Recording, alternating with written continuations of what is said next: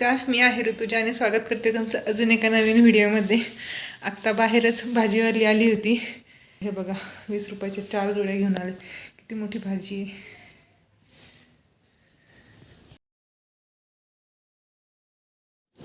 आत्ता सगळीकडेच भाज्या सगळ्या स्वस्त झालेल्या आहेत, तशी मला पण इथं स्वस्तच मिळाली आहे. मग सकाळी सकाळी थोडंसं चहा आणि त्याच्यासोबत 4 बिस्किटं खाल्ली. इथं मी मटकीला मोड आणायला ठेवले होते, भिजून त्याच भांड्यात तशीच ठेवून दिली होती. रात्रभरात खूप जास्त मोड येतात. तुम्ही पण असं करू शकता, कापडात बांधायची काही गरज नाही.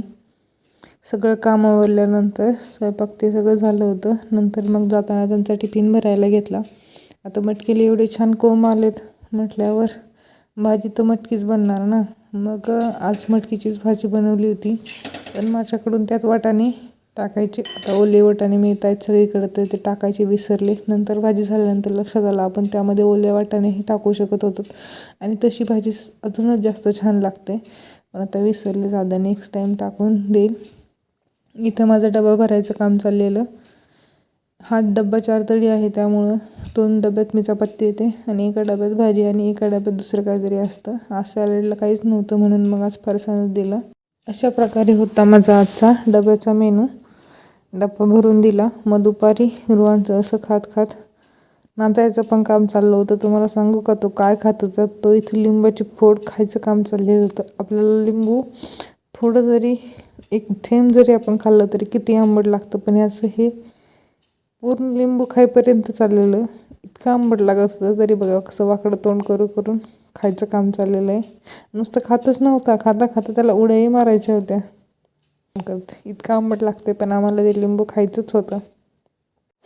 दुपारी मला रोहनसाठी ऑमलेट बनवायचं होतं. मी 2 अंडी फोडून घेतले, कोथिंबीर टाकली आणि मीठ टाकायला फक्त मिठाची बरणी घ्यायला गेले. तोपर्यंत ह्या साहेबांनी काय केलं, छोट्या साहेबांनी त्याच्यामध्ये एक छोटा ग्लास असतो, तो ग्लासभर पाणी ओतलं. मग काय, ते पाणी काय बाहेर काढता येत नाही.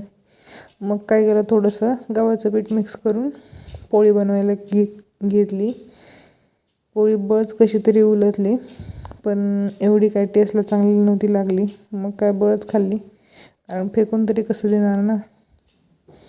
असे आमचे काहीतरी कुटाने दिवसभर चाललेलेच असतात. आता पोळी तर काही चांगली लागली. आमचं उन्हाला बसून केळी खायचं काम चाललेलं होतं. केळी खाता खाता मोबाईल पण बघायचा होता. त्याने जर मोबाईल पाहिला तर आपण रेकॉर्डिंगला जो लाल डॉट दिसतो त्याच्यावरच बोट दाबत बसतो, त्यामुळं काय त्याला दाखवलं. आता बघा आम्ही 1 2 कसं म्हणतो.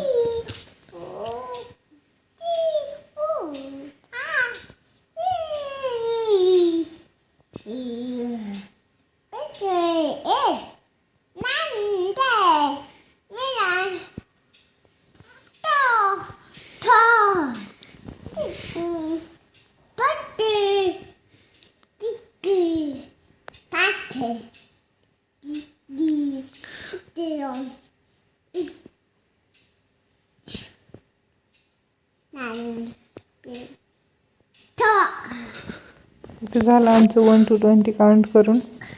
दुपारी खूप आभाळ आलं होतं, तेच मी थोडंसं कॅमेऱ्यामध्ये पण कॅप्चर करून घेतलं, कारण खूप दिवसानंतर असं दिसलं.